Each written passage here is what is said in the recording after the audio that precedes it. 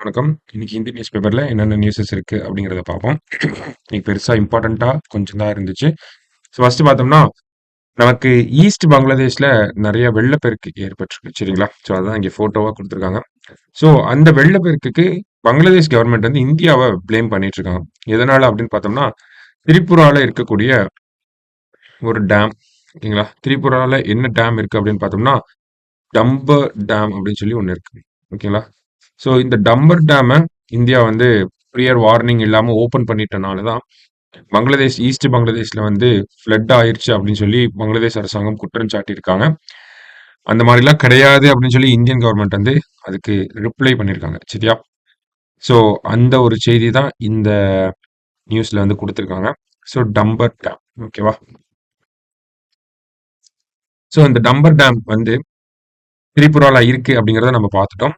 Damper dam வந்து என்ன ரிவர்ல இருக்கு அப்படின்னு பார்த்தோம்னா, கும்தி ரிவர். ஓகேவா? என்ன ரிவர் அப்படின்னு பார்த்தோம்னா, Gumti river. Dumbur dam upstream of the Gumti river in Tripura அப்படி சொல்லி சொல்றாங்க. சரியா? ஸோ திரிபுரால இருக்கக்கூடிய கும்தி ரிவரோட அக்ராஸா தான் நமக்கு டம்பர் டேம் அப்படிங்கிறத கட்டியிருக்காங்க. இந்த டம்பர் டேம் ஓப்பன் ஆனதுனால நமக்கு என்ன ஆயிருக்கு அப்படின்னு பார்த்தோம்னா, ஈஸ்ட் பங்களாதேஷ்ல ஒரு ஃப்ளட் ஆயிருக்கு. அதுக்கு இந்தியாவை வந்து குற்றம் சாட்டியிருக்காங்க. ஸோ அதுதான் இந்த செய்தி. ஓகேங்களா? ஏன்னா அந்த கும்தி ரிவர் அப்படிங்கிறது இந்தியா வழியா பங்களாதேஷ்க்கு போகக்கூடிய ஒன் ஆஃப் த ரிவர்ஸ். சரியா? சரி, அடுத்ததா பார்த்தோம் அப்படின்னா, நமக்கு ஃப்ரைடே நியூஸ் பேப்பர் அப்படின்னா நக்கட்ஸ் ஆஃப் ஹிஸ்டரி அப்படின்னு சொல்லி கொடுப்பாங்க. கொடுத்துருக்காங்க இல்லையா? இதுல நமக்கு எக்ஸாம் பாயிண்ட் ஆஃப் வியூ ஏதாவது தேவைப்பட்டுச்சுன்னா எடுத்துக்கலாம். அதுல பார்த்தோம்னா இங்க என்ன கொடுத்துருக்காங்கன்னு பாருங்க. Slavery abolition helped to boost sugar production இன் மெட்ராஸ் அப்படின்னு கொடுத்துருக்காங்க. ஸோ இந்தியாவில் ஸ்லேவரி அபாலிஷ் பண்ணதுக்கு அப்புறமா சுகர் ப்ரொடக்ஷன் அப்படிங்கிறது மெட்ராஸ்ல இன்க்ரீஸ் ஆச்சு அப்படின்னு கொடுத்துருக்காங்க. எப்போ பிரிட்டிஷ் இந்தியாவில் ஸ்லேவரி அபாலிஷ் பண்றாங்க அப்படின்னு பார்த்தோம்னா 1836ல வந்து அபாலிஷ் பண்ணியிருப்பாங்க. அதுக்கப்புறமா பார்த்தோம்னா ஒரு சுகர் பிளான்ட் வந்து அஸ்கா அப்படிங்கிற பிளேஸ்ல வந்து Winny and Co sugar refining plant அப்படிங்கிறது அஸ்கா அப்படிங்கிற பிளேஸ்ல இது பண்ணியிருப்பாங்க. ஐ மீன் உருவாக்கியிருப்பாங்க. சரியா? ஸோ அடுத்ததா இது ஜஸ்ட் என்ன அப்படிங்கிறத மட்டும் தெரிஞ்சுக்கோங்க. எப்போ ஸ்லேவரி அபாலிஷ் பண்ணாங்க அப்படிங்கிறதெல்லாம் தெரிஞ்சுக்கோங்க. அடுத்தது Karunanidhi kept in solitary confinement during anti Hindi ரயோட்ஸ்.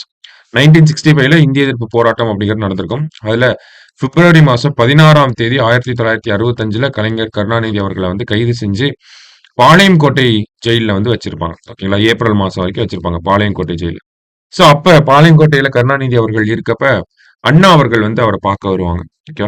So அண்ணா அவர்கள் வந்து பாளையங்கோட்டையில கருணாநிதி அவர்களை பார்த்துட்டு இந்த பாளையங்கோட்டை சிறையை வந்து என்ன சொல்லியிருப்பார் அப்படின்னா, அண்ணாவுடைய பிளேஸ் ஆஃப் பில்கிரிமேஜ் அப்படின்னு சொல்லி சொல்லியிருப்பார். புனித தளம் அப்படிங்கிற மாதிரி சொல்லியிருப்பார். ஓகேங்களா? அதான் இங்க கொடுத்துருக்காங்க. DMK founder C N. Annadurai visited him அப்படிங்கிற இந்த இடத்துல கருணாநிதி அவர்களை விசிட்டட் கருணாநிதி இந்த prison and called Palayamkottai prison his place of pilgrimage அப்படின்னு சொல்லி கொடுத்துருக்காங்க. ஓகேவா?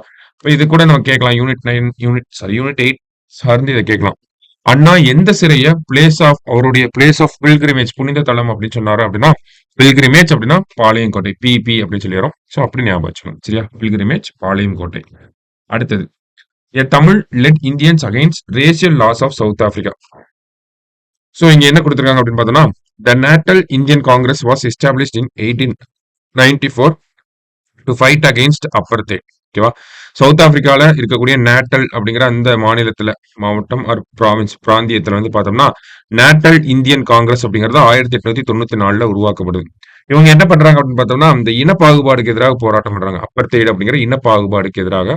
ஸோ அதை பொறுத்த வரைக்கும் பார்த்தோம்னா அந்த நேட்டல் இந்தியன் காங்கிரஸ்ல இருந்து மாண்டி நாய்க்கர் அப்படிங்கிற ஒரு தமிழ் ஆளு தான் என்ன பண்றாரு அப்படின்னா அந்த போராட்டத்துக்கு தலைமை தாங்கி நடத்துறாரு. ஓகேங்களா? Led the Indians against the racist laws அப்படின்னு சொல்லி கொடுத்துருக்காங்க. இப்போ மாண்டி நாயக்கர் அப்படிங்கிறவரை பத்தி நம்ம தெரிஞ்சுக்கிறோம். நேட்டல் இந்தியன் காங்கிரஸ் அது 1894ல உருவாக்கப்பட்டிருக்கு. மாண்டி நாயக்கர் அப்படிங்கிறவர் இந்த இன பாகுபாடுக்கு எதிராக இருக்கக்கூடிய சட்டங்களை எதிர்த்து போராடுறாரு. அதே மாதிரி பார்த்தோம்னா நேட்டல் இந்தியன் காங்கிரஸோட பிரசிடென்டா 1945ல வராரு அப்படிங்கிற செய்திகள்லாம் இந்த இடத்துல கொடுத்துருக்காங்க. மொத்தம் 18 வருஷத்துக்கு அந்த 1945ல 18 இயர்ஸ் அந்த போஸ்ட்ல இருந்திருக்காரு. சரியா? ஸோ அப்போ இதெல்லாம் நமக்கு கொஞ்சம் தெரியாத விஷயங்கள். மேபி கேட்கலாம், மேபி கேட்காமயும் இருக்கலாம். ஓகேவா? ஸோ ஜஸ்ட் நமக்கு தெரிஞ்ச விஷயங்கள் எக்ஸாம் பாயிண்ட் ஆஃப் வியூல ரிலேட் ஆகிறனால நம்ம எடுத்து படிச்சுக்கணும். சரியா? ஸோ கடைசியா பார்க்குறப்ப நமக்கு இந்த இடத்துல NDMA to monitor 189 high risk glacial lakhs to prevent disasters.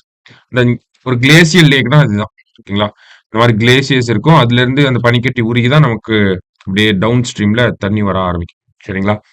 So இந்த மாதிரி இருக்கக்கூடிய கிளாஷியல் லேக்ஸ் எல்லாம் வந்து மானிட்டர் பண்றதுக்காக ஒரு பிளானை வந்து NDMA National Disaster Management Authority போட்டிருக்காங்க.